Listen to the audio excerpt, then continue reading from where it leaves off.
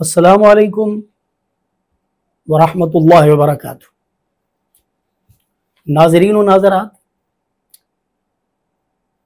आज हम कुर्बानी के मुताल्लिक एक बहुत ही अहम मसले की तरफ आपकी तवज्जो मबजूल करवाएंगे। और वो मसला ये है कि आजकल खुसूसन पाकिस्तान में ये ट्रेंड चल निकला है कि पैसे वाले लोग, जिनको अल्लाह ताला ने बहुत ज़्यादा दौलत अता फरमाई है, उनमें से कुछ लोग ऐसे जानवर खरीदते हैं कि जिनकी कीमत आम सेहतमंद जानवरों से, यानी आप ये कह सकते हैं कि 20 गुना ज्यादा होती है या 20 गुना ज्यादा होती है। मसलन एक बैल, उसकी कीमत 1 करोड़ से भी ज्यादा, 50 लाख से 60, 70, 80, 90 करोड़ और करोड़ से भी ज्यादा के जानवर बिक रहे हैं। कुछ लोग जाहिर है वो खरीदते भी हैं, जिनको अल्लाह ताला ने माली वुसअत अता फरमाई है। फिर उसके बाद सोशल मीडिया पे उसकी तशहीर होती है। फिर उसके बाद पूरा मोहल्ला, छोटा शहर हो तो पूरा शहर उसको देखने के लिए आता है कि देखें वो कौन सा ऐसा बैल है, कौन सा ऐसा जानवर है कि जो 1 करोड़ से भी ज्यादा की मालियत का है। तो हजरात, ये अगरचे इस बात का ताल्लुक नीयत के साथ है, लेकिन ज़ाहिरी तौर पर इसके अंदर रियाकारी, तसन्नो और दिखलावे का ज़ाहिरी तौर पर पहलू गालिब होता है, जिसकी वजह से इतने पैसे खर्च करने के बावजूद भी कुर्बानी नहीं होती, यानी कुर्बानी मकबूल नहीं होती। ज़ाहिरी तौर पर, ज़ाहिरी फतवा के एतबार से तो कुर्बानी हो जाती है, लेकिन उसकी मकबूलियत रियाकारी की वजह से वो खतरे में पड़ जाती है। जबकि अगर इसके मुकाबले में एक आम सेहतमंद जानवर खरीदा जाए जो ज्यादा से ज्यादा चंद लाख का आ जाता है, और उसका गोश्त सही तौर पर और बजा तौर पर और हिफाज़ाने सेहत के उसूलों के मुताबिक वो सही होता है, उससे कुर्बानी मुकम्मल और अकमल तौर पर अदा हो जाती है। दिखलावे का जो एक कॉन्सेप्ट है वो भी खत्म हो जाता है तकरीबन, क्योंकि सब लोग उसी तरह के जानवर ले रहे होते हैं, उसमें कोई इनफरादियत नहीं रहती। और फिर जो महंगा जानवर है, मसलन एक जानवर 30-40 मन का हो, तो आप अंदाजा लगाएं कि उसका गोश्त खाने के एतबार से, तिब्बी उसूलों के एतबार से वो किस कदर रद्दी होगा। चर्बी से भरा हुआ, लजीज भी नहीं होगा, और जो उसको खाएगा उसके लिए भी वो बहुत ज्यादा सकील साबित होगा। एक बड़ा गोश्त, बड़े जानवर का गोश्त, जो जानवर औसतन 3, 4, 5 मन का होता है, उसका गोश्त खाने से डॉक्टर्स और अतिब्बा वो मना करते हैं, खुसूसन जो आदमी थोड़ा बहुत मरीज हो तो उसको बतौर ख़ास मना करते हैं कि वो गोश्त हल्का नहीं होता, सकील होता है, हज़म देर से होता है और कई मसाइल पैदा कर सकता है। तो अगर वही बड़ा जानवर बजाय इसके कि उसका गोश्त 3, 4, 5 मन हो और 30 और वो 40 और 50 मन का हो, तो फिर आप खुद फैसला करें कि उसके गोश्त की क्या सूरत हाल होगी। क्या वो खाने के काबिल होगा? क्या उसमें कोई लज्जत होगी?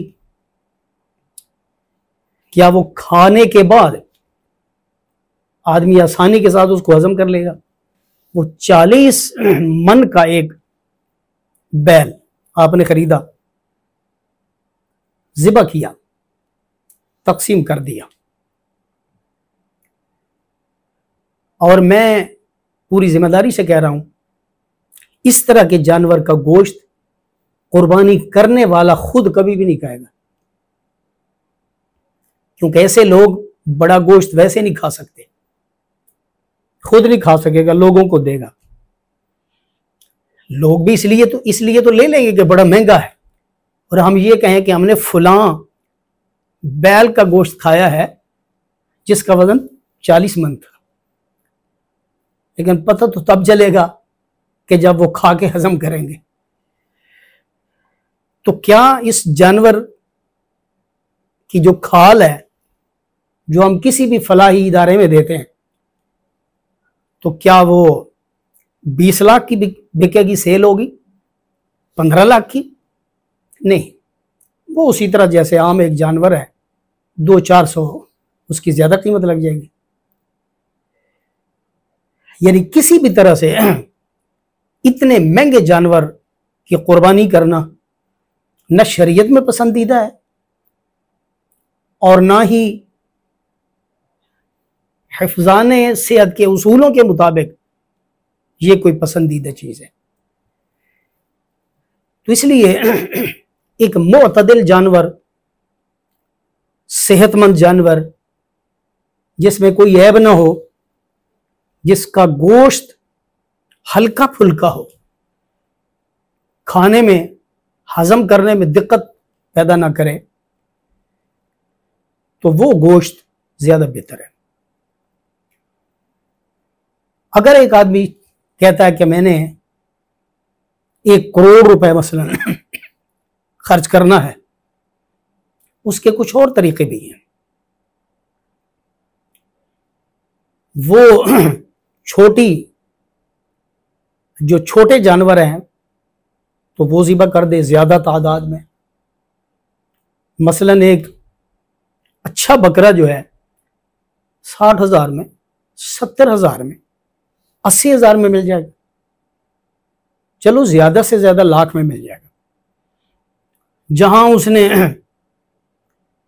1 करोड़ का एक जानवर, और वो भी बड़ा, वो ज़िबा करना था और लोगों ने बड़ा गोश्त खाना था जो कि पसंदीदा नहीं है, उसकी जगह पर आपने 100 बकरे, दुम्बे या छतरे, यानी छोटे जानवर ज़िबा किए और उनका गोश्त आपने गरीबों में तकसीम किया, तो आप यकीन करें कि गुरबा ये छोटा गोश्त आपसे लेकर पका के खा के आपको ज्यादा दिल से ज्यादा दुआएं देंगे, क्योंकि छोटे जानवरों का गोश्त गरीबों तक नहीं पहुंचता।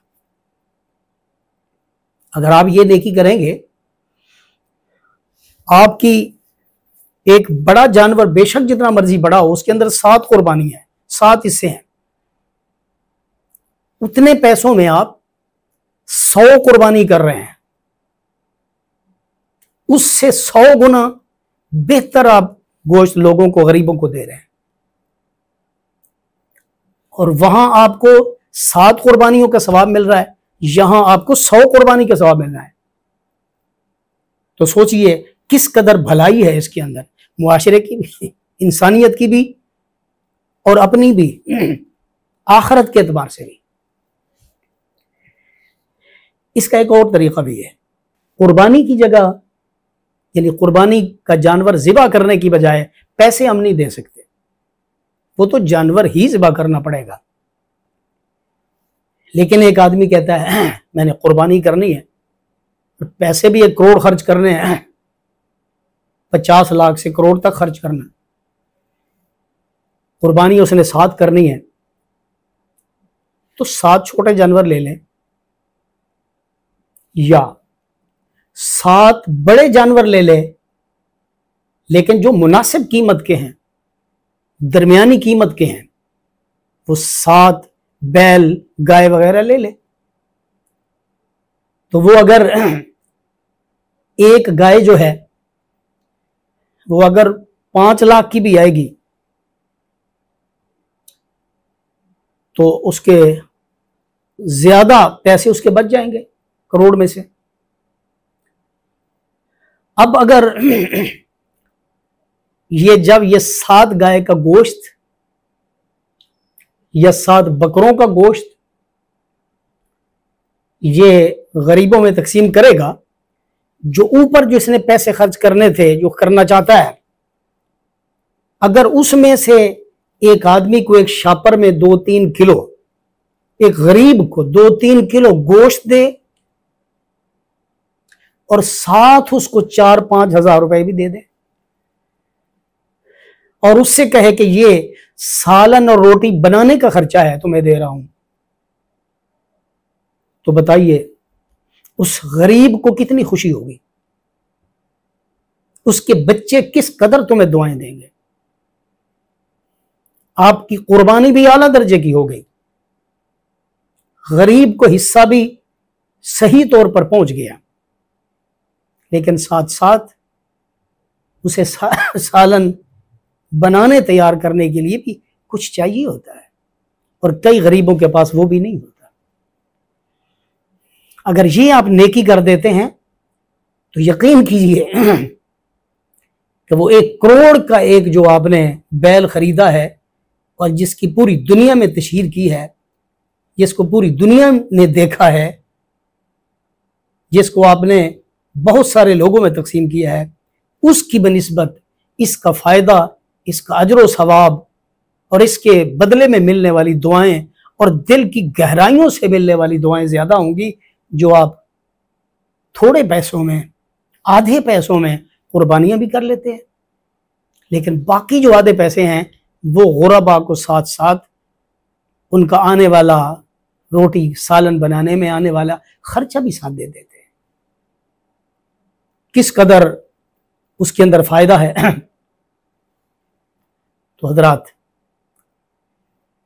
इससे जहां हम अल्लाह के हुजूर मकबूलियत हासिल करेंगे, अल्लाह ताला हमसे राजी होगा, कुर्बानी भी बजा तौर पर अदा हो जाएगी, लोगों की खिदमत भी हो जाएगी, तसन्नो रियाकारी से भी बहुत हद तक आदमी महफूज हो जाएगा। तो वहाँ बहुत सारी जो एक परेशानियां हैं, बहुत सारे शरई मसाइल हैं, मुआशरती मसाइल हैं, उनसे भी बच जाएंगे, कुर्बानी भी अदा हो जाएगी, अल्लाह भी राज़ी हो जाएगा और हमारे इस ज़्यादा और महंगे जानवरों की वजह से बाकी जानवरों की जो कीमतें बढ़ती हैं वो भी नहीं बढ़ेंगे। तो इसलिए मैं ऐसे हजरात से बड़े अदब से गुजारिश करूँगा कि आप मुआशरे पर रहम फरमाएं, अपने आप पे रहम फरमाएं, शरीयत पे रहम फरमाएं, गरीबों पे रहम फरमाएं और ये दिखलावा, तसन्नो और रियाकारी के ज़ाहिरी जो असबाब हैं उनसे भी बचने की कोशिश करें। यकीनन अल्लाह जल्ला शानहू हमारे इस सोच, हमारी इस नीयत को यकीनन वो जानता है और इस नीयत पे भी अल्लाह ताला हमें अमल से भी कहीं ज़्यादा अजर व सवाब अता फरमाए।